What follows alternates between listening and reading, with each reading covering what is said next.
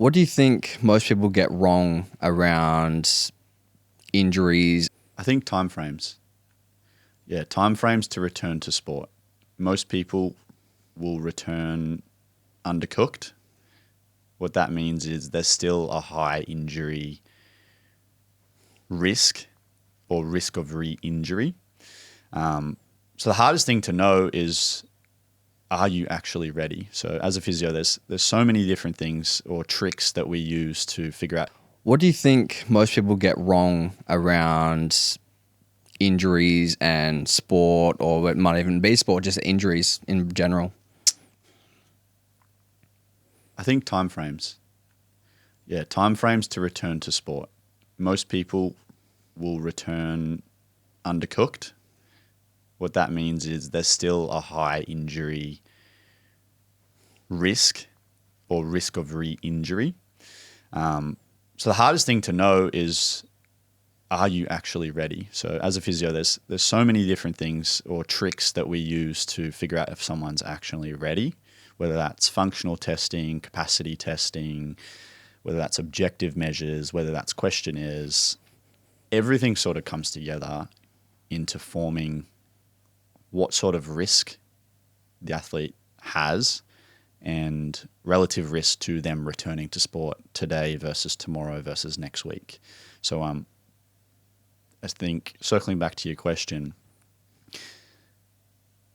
a big thing is don't go back undercooked, because you're going to let your team down, and they're the ones that you're worried about most of the time. You're going to let yourself down because that's what you're worried about most of the time. So make sure that the medical staff's on board. Make sure that everyone is in on the decision, because that's going to give you and the team the best outcomes. Do you think the standard in professional sports, like the time frames that they go back, think like ACL injuries, for example, I think they're starting to go back a little bit faster than they have been before. So people see that and it's like, well, Brian Pappenhausen came back in this amount of time, for example. Do you think that's sort of setting an unrealistic expectation? Like, people don't see the work that goes on behind there. Like, that's a full-time job every single day to do that. So you look at your 16, 17, 18-year-olds like, oh, well, they're doing that. But I don't think they understand the work that actually goes in for them to get to there. Do you think that's an issue? Yeah, 100%. I have that conversation weekly. Yeah, weekly. So once every week or two, I get a new referral for an ACL. And they see on the news that their favourite footy player or a footy player or this person returned back from an ACL 6 months post-operation. And they go, can I do that too? The answer is yes, but. Right? So yes, but. Yes, but a professional athlete has access 24/7, 7 days a week to medical staff. They have access to the most recent evidence. They have access to the best equipment, the best professionals, the best advice. They have people there 24/7. So if an athlete comes to me and says, hey, can I get back in 6 months' time? I say, yes, we can, but we need to fill out a team that involves this, that, the other. And then usually they go, oh, okay, too hard, too much. A realistic time frame for that ACL injury would be anywhere above 9 months' time.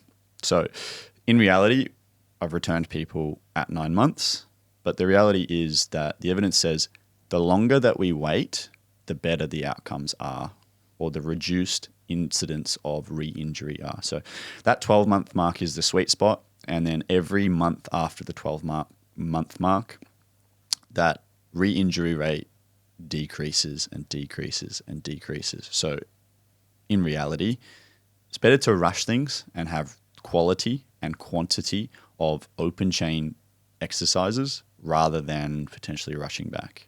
What's an open chain exercise? So an open chain exercise is something that is sport specific. So think about a closed chain exercise as a bicep curl or potentially kicking a ball. Mm-hmm. Open chain exercise would be a drill. So a training drill, whether you're doing some wrestling or some tackling or some straight line, chasing or change of direction. So open chain is just something that's going to challenge you similar to your sport, where you have to react to the external environment. So on that, yes, we can return faster than expected. Is it really going to do you any benefit? Likely not. And the people that we idolize that are getting back within those 6-month parameters are people that their livelihoods depend on it.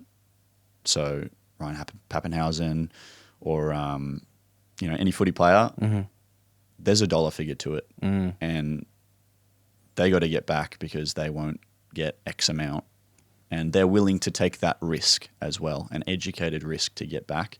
Whereas a local footy player that's trying to crack into A grade or trying to crack into Q Cup or whatever for the following year, risk versus reward.